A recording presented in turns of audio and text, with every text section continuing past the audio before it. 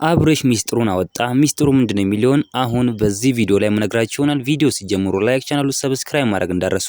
አብርሽ እንግዲህ ሚስጥሩን በሙሉ ተናግሯል። ሁለታችሁንም አልፈልግም፣ አሁን ራሱ ከፈለጋችሁ ማለት ነው ሚስቴን ውሽማዬን አመጣታለሁ፣ እናንተ ጨቀጨቅ በቅቶኛል ሲል ተናግሯል። ሻይ ቤትም እየመጣችሁ ቡና ቤት ቁጭ ስል፣ ካፌ ቁጭ ስል፣ ሆቴል ቁጭ ስል በር ላይ እናንተን አላጣም፣ እናንተን አልፈልግም፣ እናንተ አታውቁም እንዴ ስነ ስርዓታችሁን አታውቁም፣ እዛ ስነ ስርዓት ያዙና ቁጭ ባሉ ሲል ተናግሯል። አብርሽ እንግዲህ በጣም እያናደደን ይገኛል። እንደዚህ ለምን ያደርግባቸዋል? በተለይ ሩታና ሄርሜላ ላይ እንደዚህ አይነት ለምን ነገር ያደርግባቸዋል? እንደዚህ አይነት ነገር ማድረግ አለበት ብለን እኛ እናምንም፣ ትክክልም አይደለም። እግዚአብሔር የሥራውን ይስጠው እንላለን እንጂ ምን እንላለን? ሴቶቹ ላይ እንደዚህ የተጫወተባቸው ይገኛል። እነሱም ደግሞ በቃ ስነ ስርዓታቸውን ይዙ ቁጭ ለምን አይሉም? ለምን አይከበሩም? እነሱ ራሱ ማለት ነው ሩታም ብትሆን ሄርሜላም ብትሆን ለምን አይከበሩም? ለምን ቁጭ አይሉም? እኔ እኮ እሱ ነገር የሚያናደደኝ እሱ በየሄደበት ለምን ይከተሉታል? ለዛ እኮ ነው የሚጨማለቅባቸው።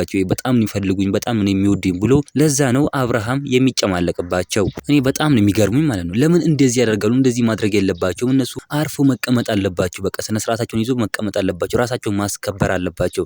ራሳቸውን ምርጫ ውስጥ ለሚከታሉ ራሳቸውን ለምን እንዲመረጡ ምርጫ ውስጥ ያስገባሉ። ሄርሜላም ሩታም ብትሆን እሱ ለዚህ ነው የሚጨማለቅባቸው። እነሱ ይወዱኛል ብሎ ስለሚያስብ ስለዚህ ነው እሱ የሚጫወትባቸው። ለዚያ ነው እንደዚህ የሚጫወትባቸው እንጂ እሱ ይንቃቸዋል። አሁን እየተናቁ ይገኛሉ ማለት ነው። እኔ በየርኩበት ትከተሉኛላችሁ ልክ እንደ ውሻ ብሎ ተናግሯል። እንደዚህ ደግሞ አይባልም አብርሃም፣ በጣም ነውር ነው። እንደዚህ አይባልም። እናንተ ምን ትላላችሁ? ሀሳብ አስተያየታችሁን ኮሜንት ላይ ማስቀመጥ እንዳረሱ፣ ቪዲዮውን ላይክ፣ ቻናሉ ሰብስክራይብ ማድረግ እንዳረሱ። በሌላ ቪዲዮ እስከምንገናኝ በያላችሁበት የዓለም ዳርቻ ሰላማችሁ ብዝት ይበልልኝ።